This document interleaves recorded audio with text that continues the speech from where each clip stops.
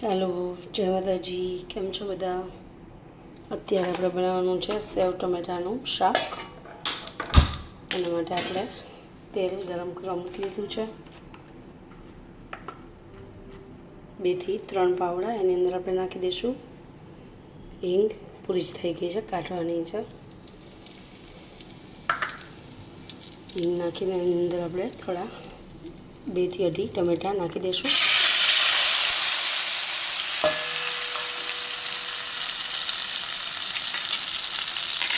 એની અંદર હળદર પણ થોડી નાખી દઈશું.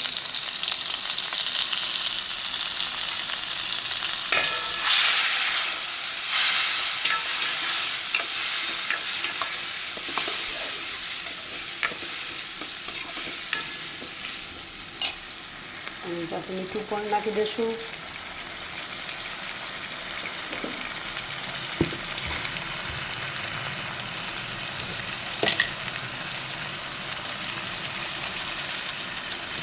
સ્વાદ પ્રમાણે મીઠું.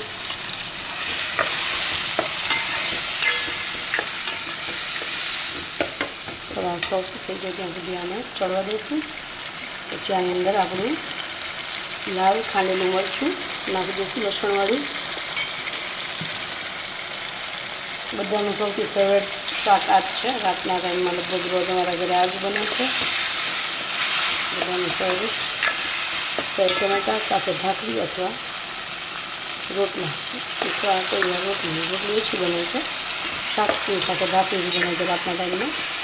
દિવસમાં રોટલી અને રાતે ભાખરી.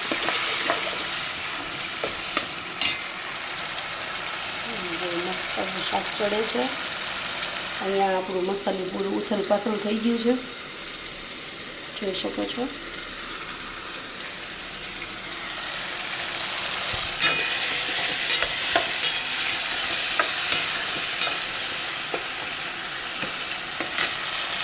એની અંદર લાલ મરચું આપણે એડ કરીને પાણી નાખી દઈશું. પાણી પણ આપણે ભરી લઈએ.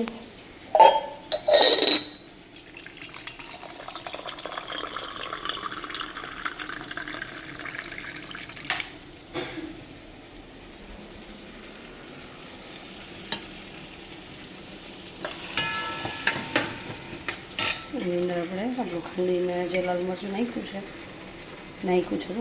છે એ નાખી દઈશું. તમારા ટેસ્ટ પ્રમાણે. અમે તો તીખું જ જમીએ છીએ એટલે વધારે જ નાખીએ છીએ.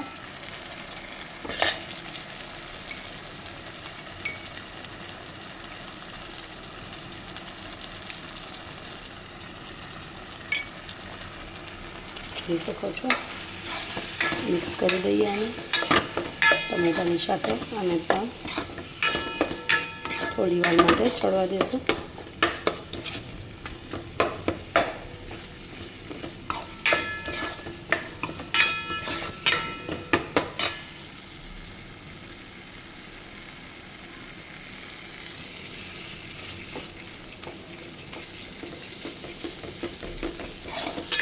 એનું છે અત્યારે તો ફ્રેશ જ છે. અને ઉપરથી પછી આપણે પાણી હમણાં ચડી જાય એટલે પાણી નાખી દઈશું. જેટલો આપણે રસો કરવો હોય એ પ્રમાણે. તમને લોકોને હિન્દીમાં વ્લોગ પસંદ છે કે ગુજરાતીમાં એ પ્લીઝ કહેજો. અમે હિન્દીમાં પણ બનાવીએ છીએ અને ગુજરાતીમાં પણ બનાવીએ છીએ. જે બધાને જોવામાં વધારે મજા આવતી હોય એ બનાવશું.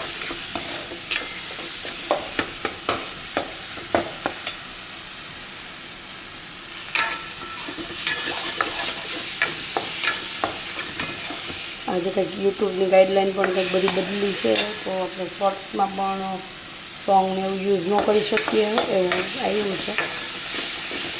તો તમારા જે રિયલ કન્ટેન્ટ હોય જ તમે એની અંદર નાખો. નવા નિયમ 2024ના યુટ્યુબના આવી ગયા છે, તો એ રીતે તમારે વિડીયો બનાવવાના રહેશે. જેને ન ખબર હોય એના માટે ઇન્ફોર્મેશન આપું છું. આપણું મરચું ચડી ગયું છે. હવે આની અંદર પાણી નાખી દઈશું. ચડી જ ગયું છે આપણું મરચું એકદમ મસ્ત. હવે આની અંદર આપણે પાણી એડ કરી દઈએ.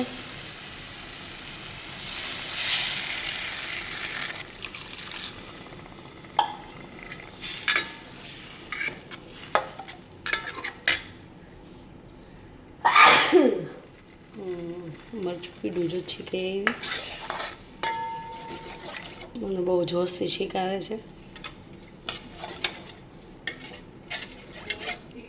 છીક જોશથી જ આવે છે. ઘણા બધાને છીક આવે તો ખબર ન પડે.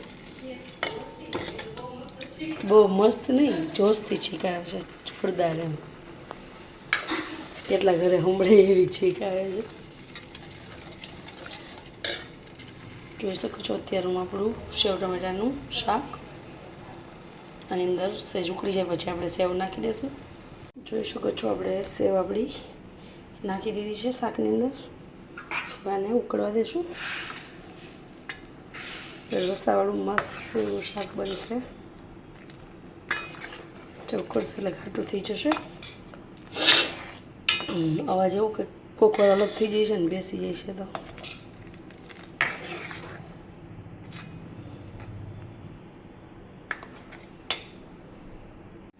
અત્યારે આપણે લોટ બાંધવા માટે ચાળી લીધો છે. ભાખરીનો લોટ બાંધવાનો છે. એમાં આપણે મીઠું અને મોણ થોડુંક આમાં રોટલી કરતાં વધારે આવે ભાખરીમાં. 3 ભાખરી કરવાની છે. આપણે ભાખરી બનાવી લઈએ. જોઈ શકો છો આપણું સેવ ટમેટાનું શાક એકદમ મસ્ત થઈ ગયું છે.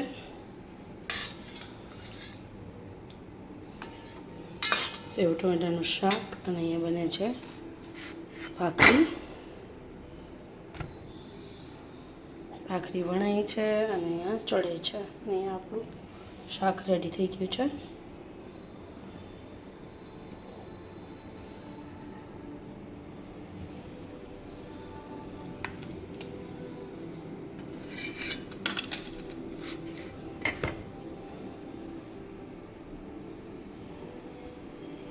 ચલો જય માતાજી.